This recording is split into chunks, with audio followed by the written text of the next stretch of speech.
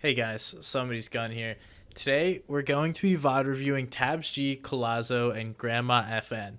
These guys are going to show us some key things to being a solid trio, and what I'm really going to point out is, knowing your spawn. So they land retail, have some solid pieces of the game, and little points that they're going to show us that you should know for your spawn that help you win and then play mid game there. Additionally, we'll talk about their comms and Co1azo being a great IGL, their positioning on high ground, how they play high ground, and how they take it. Then we'll also take a look at their Deadside rotates. They have some amazing rotates here in mid game. I know they may not be the most exciting things, but that's what helps them make it to end game. So hope you guys enjoy the video. If you do, please feel free to subscribe. It's always appreciated. And let's get right into it and start the action.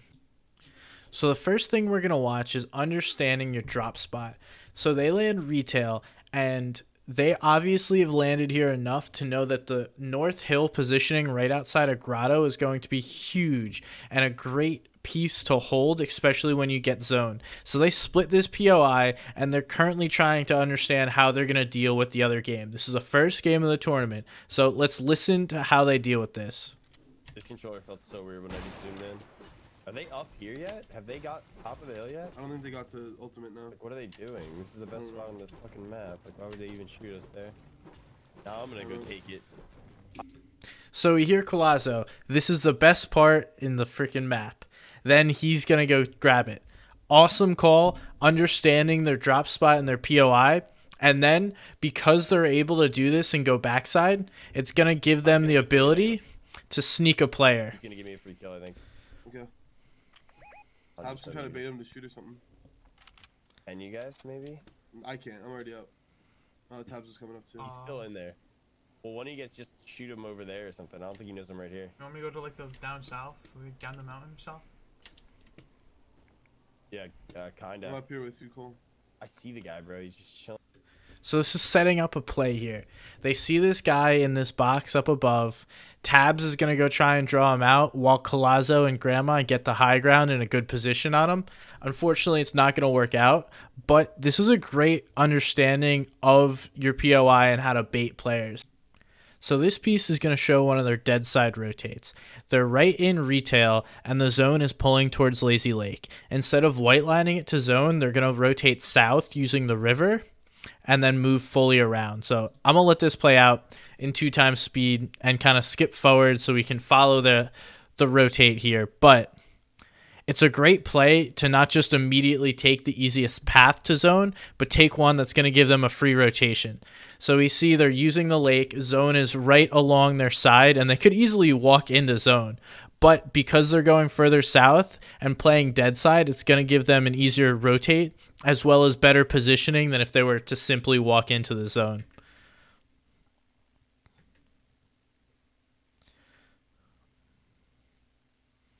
Boom. And we see this, and now that they did that, the Deadside rotate puts them on a hill in a good position in the next zone. So because they took the time to rotate the right way away from opponents and out of congestion, it pays off for them in the long run. This is a great example of a Deadside rotate and not forcing yourself to go through a white line or immediately into zone. Now, while I just praised them for their great rotation, their greed almost gets the best of them here. They see this player out by himself. One of them gets knocked while falling from the helicopter. Then there's two other players remaining. Instead of simply just trying to shoot, keeping their positioning, which is great in this zone, the only other better position you could have would be on top of one of these buildings because you could refresh. Nonetheless, they give that positioning up to get potentially 1 or 2 kills. Absolutely not worth it. And if they were to have gotten their positioning stolen, they would be so upset. Luckily, no one steals their positioning on this map, but this is really something I would not suggest doing, is going down and trying to make a play here when the benefits are almost zero. Look at the mats, look at the materials, or look at the inventory. Maybe a slightly better upgrade, but you're giving up position, and again, They are so lucky that this isn't taken from them. This next piece is going to be Tabz, Co1azo, and Grandma taking high ground in the 5th zone. They're going to stink the players and then push up on height. This is a great way to take high ground, especially when someone's boxed up. I'm going to let you guys listen to it because the comms here are solid. 5. I don't know if it is 60. I'm just gonna stink it. Alright, well, I'll do it. I'll do one. Thing is, zone isn't even I'm hitting him for a lot. I hit like 30, 50. What the fuck? I'm getting 15 tags on them. Oh, I'm not even in, bro. I thought this was closer to zone. So they take height literally uncontested because they stink the players that are in the boxes above. They're able to easily build up. And yes, they're not exactly in zone, but they're only a couple tiles away, so they can just easily tarp over while connecting to the players they already built over. Very solid height take and great play and plan by these guys. Now let's listen to Co1azo talk his team through about how they're going to keep height. As an IGL, watching Co1azo and listening to him guide this team was amazing. He does a great job. So he's going to tell his team, okay, we want to tarp over to this mountain and hold natural high ground, and it's going to help us win the game. It ultimately does, and it's a great call. So let's listen to it. We're not that We far. definitely can. That is in zone though. Like that's kind of where I want to get up to, Tab. So just lightly tarp to that. So we see him ping this mountain over here. I'll do it. I'll do it. Just do a double layer in wood. We're not in a bad spot here. I want that hill though. We have a pad or no? What heals are you holding? I don't have any heals for myself. I have 5 two- minutes. You Here, have drop 5? me. Here, take that, and then. I can hold the. Don't you have another stink? Or No, yeah, I just dropped you this thing. I thought you had another. No, I used it on those kids, and I got a bunch of tags. Okay, I can't shoot anyone right there. Not worth. Bro, it's so laggy. It's like getting fucked. So Co1azo slowly walks over to that positioning that he was looking for. Then TabzG follows, and Grandma is able to hold the previous position and then come over when he ultimately needs to. This gives them a great coverage of the zone, multiple different angles. Now they hold natural high plus second high. This is going to dissuade tons of people from trying to take them and give them the ability to close out and win this game. All right. Now I'm just going to walk you guys through about how they keep high ground. So we see them split it. First moving zone pulls back towards where Grandma was. So now they have a great coverage of the zone. They already have a person and builds in the zone. So it's going to be fairly easy to keep. In trios, you have so many more materials to use than you normally would in solos. So it's a lot easier to keep high ground. And what they're going to do is split layers. So you have multiple different heights when you're on high ground, and it sounds counterintuitive, but the higher you are, the better it is to protect your teammates down below. So you see, I believe it's either Grandma or Co1azo up on ultimate height above TabzG and his teammate. They play front side of zone. The other player plays backside. This gives them, again, coverage. And then the player on the backside on ultimate height is going to be able to protect the players tarping ahead into zone. So it's a perfect combination that allows you to keep high ground. And yes, the lobby is kind of laggy right now, and they're not going to get as many contests. But whether or not the lobby's laggy, this is a great way to keep high ground. And you can see, if I were to put the sound on here, we could hear Tabz being told by Co1azo, make sure you're staying ahead. Like builds that people are building. Jesus, I know. I broke a pad below And- us. Nice. Try not to torch too many maps. And he continues to talk about making sure he's staying ahead of zone. Open for no reason. Here, go down to him. Go down to Tabz. Yeah. I Aye, got aye. you guys. We have one team here, Cole, in purple. I'm trying to stay above builds. They I dropped. still have 500 mats. I still have 500 mats. If you Yeah, I see have an so many RPG, mats. Oh, he sprayed them.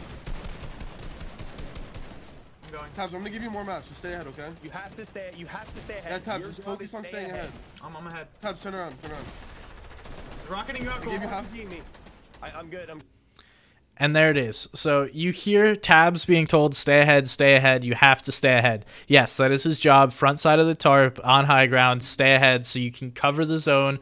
And the multiple different layers or levels that we see are now going to help our our team were watching, keep high ground. So Co1azo gets rocketed out, but it ultimately doesn't matter because he just falls onto his other player's tarps, and that's going to allow him to build right back up and essentially just waste a few mats. It's really not that big a deal. So it's a great way to hold high ground, splitting your layers, staying front side while ultimate is on the back side. Highly recommend doing this. I have a video on Clicks, Bizzle, and Commandment doing this so well, in addition to what I'm showing you right now. So go ahead, check that out if you want. Here's example 2 of them holding and keeping high ground. Again, listen to Co1azo, organizing the team, making sure that everyone's on the same page, and keeping everyone in their positions and roles. This ultimately pays off as they're going to win this game, but we will see them hold and win high ground throughout the majority of this game. They get zone RNG, but it is what it is. When you get zone, you have to know what to do with it, and this team shows they can do exactly that. So I'm going to let this play out, and then I'll talk to you guys on the other side. You have to just stay ahead enough that we shoot these guys, spray these guys, spray these guys in the middle. We have a team below us directed. I know, we have to spray. We don't have like close. Directly below us. It goes back, kinda. I'm popping a big. I got. Oh my god, I just took 1,000,000 damage, bro. I'm dead. I got shot out. Good. Just get back up to ultimate. Yeah, I know. I'm going up. Oh, you got it. So I need white. I need heals bad. I have a med kit for you. I have a med kit for you, Cole. I have med kit. We need to get out in front. Someone else needs to play ultimate. Here, give me the med kit. Yeah, I will. Tabz, you keep going. You keep going. Oh no, I'll drop it. So we hear Co1azo say someone's got to get out in front, someone's got to play ultimate. So he acknowledges that those are the 2 most important parts of keeping high ground. So someone above and then someone out in the front of zone. The third person is kind of just a filler. They're the glue of the high ground. And what they're going to do is make sure that they're protecting both teammates and go for frags. I used a good Cole, amount take of this. There's also a big bot for you. Get hit as a rocket. We should Right here. Spray him. We have to keep pressure. After I pop this big rock, we keep pressure. The kid has no map. You gotta keep going. Yeah, I'm staying above. Just keep spraying the kids though. I fired that kid. Nice. I don't have a lot of ammo though. Force them down. I have 300 maps. Oh my god, I just got dropped again. They're crash padding. Be careful. Spray these kids in the middle right here. I have ammo. They're coming. They're padding. Okay. Spray. We have to force people down with our AR. That's the only way they're not going to look up. I don't have a ton of ammo to spray. I cracked the kid right here. Now, that is very well said by Co1azo. Spray. We have to focus people so they don't try and look up or come up. And they see the person with the rocket launcher and then focus that guy even more. So not only do you have to separate and cover the high ground, but you also have to look where your possible weaknesses are. Sorry, brain fart. But you understand that RPGs, different weapons are going to be more vulnerable and make you vulnerable to losing your high ground. So finding where those are and pressuring those people downwards so that they can't make plays on you is so key. Co1azo and his team obviously understand that, and it winds up paying off for them as they continue to take the win. We don't need to watch them, but great end game here. Awesome for them to just finish this out, and well-organized height.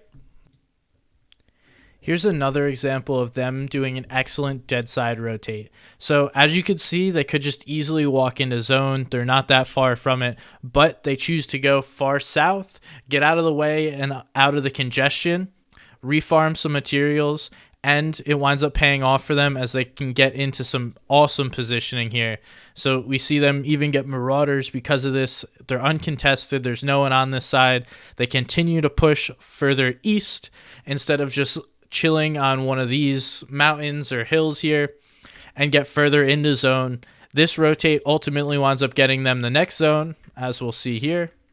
Boom. And they're in great position for this next zone. Now, I typically try and keep it on the positives, but here's going to be an example that could be a teachable moment, and I can explain a point to you guys.